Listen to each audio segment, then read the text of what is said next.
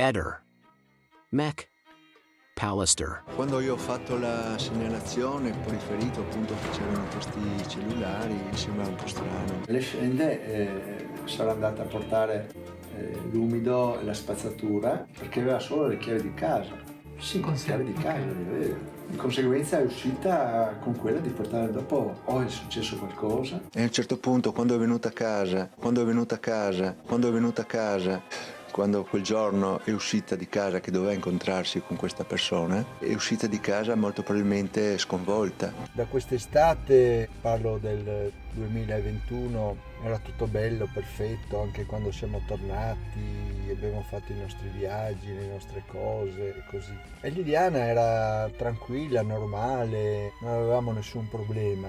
Diciamo che è cominciato qualche problema, ho visto in Liliana, la vedevo affaticata, parliamo mese di fine ottobre, fine ottobre, così.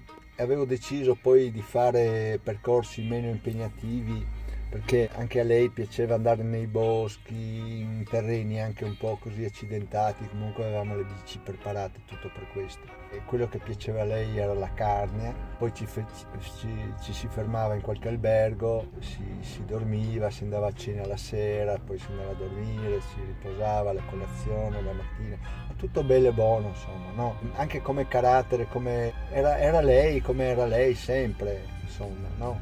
Col suo carattere, con la sua personalità. E, diciamo, col mese di novembre eravamo tutti felici e abbiamo fatto una bellissima festa.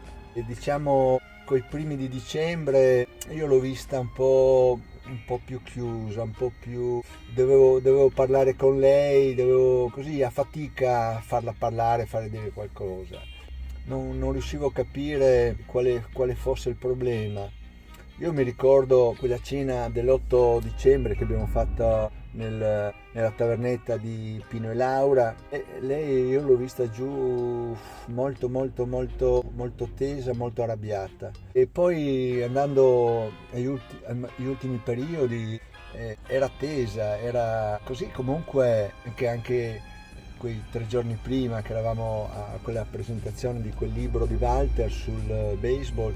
Lei era sì, siamo stati insieme, abbiamo fatto i video, abbiamo fatto le riprese, siamo stati a pranzo con Walter e Marina, anzi è un ottimo, bellissimo pranzo, anche Marina mi ha detto, ho visto Liliana un po' giù. Il giorno dopo siamo andati a fare un giro in bicicletta a Grado, era una bellissima giornata, non era tanto fredda, e Liliana mi fa... sai che oggi si potrebbe andare a pedalare a Grado? E siamo andati a pedalare a Grado. Lunedì mattina io avevo da sistemare qualcosa in studio e poi verso non so che ora, alle 11, mezzogiorno, siamo andati in Slovenia in questo nostro centro benessere che frequentavamo. E poi la sera siamo andati da Christian per la cena lì di questi nostri amici che dovevano andare in Romania, una bellissima cena, una bella compagnia con Adriano e Enzo, abbiamo chiacchierato e tutto. Liliana era veramente a pezzi. Dopo tanto tempo ho capito perché Liliana era così, perché il giorno dopo doveva incontrarsi con Claudio Sterpino.